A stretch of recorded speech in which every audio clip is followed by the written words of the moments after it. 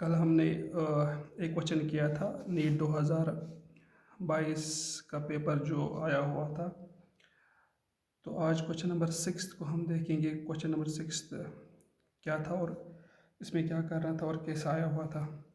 Simply question nuclear physics से आया हुआ था। तो हम क्वेश्चन की तरफ देखेंगे। The graph which shows the variation of the D Broglie's wavelength lambda of A particle and it's associated momentum P.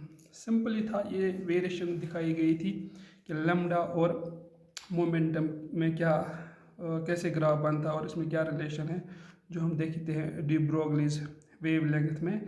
तो सिंपली इसमें कुछ करना नहीं था। अगर आपके कंसेप्ट क्लियर होंगे तो हमें बस डी ब्रोगली वेवलेंथ को रिलेट करना था मोमेंटम के साथ। वो कुछ इस तरह से हैं। अगर हम डी ब्रोगली वेवलेंथ को देखेंगे तो उसमें क्या था। डी ब्रोगली वेवलेंथ में सिंपली जो लैम्डा है वो होता है बराबर h/m/v। कंसेप्ट क्लियर हो तो हर एक चीज़ आसान लगता है, फिर ट्रिक भी कुछ काम नहीं करती है जब आपके पास कंसेप्ट क्लियर होंगे।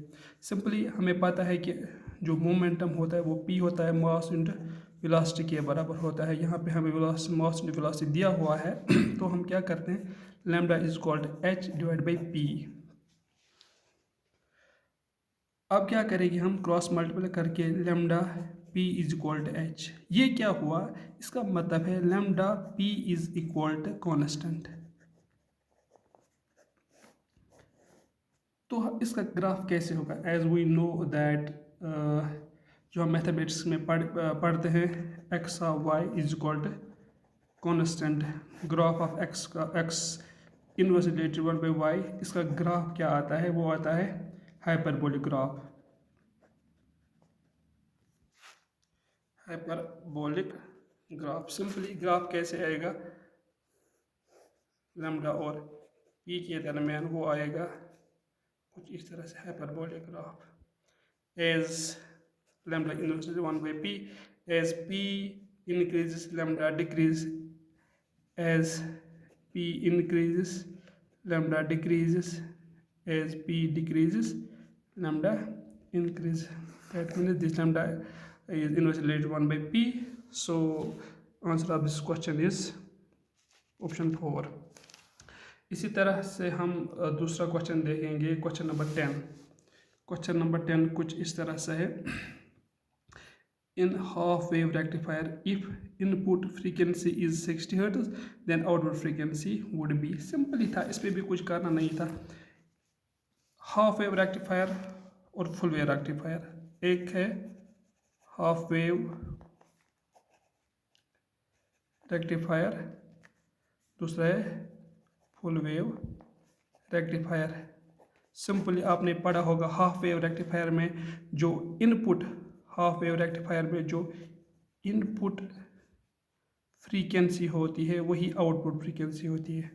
आउटपुट फ्रीक्वेंसी यानी कि इनपुट फ्रीक्वेंसी अगर f है, आउटपुट फ्रीक्वेंसी भी f ही होती है। दैट मीन्स कि इसमें दिखाया क्या गया, इसमें मतलब क्या करना था, then output frequency would be. Half wave rectifier था, उसमें हमें आउटपुट फ्रीक्वेंसी निकालनी थी। इनपुट फ्रीक्वेंसी क्या दी हुई थी, 60 हर्ट्ज।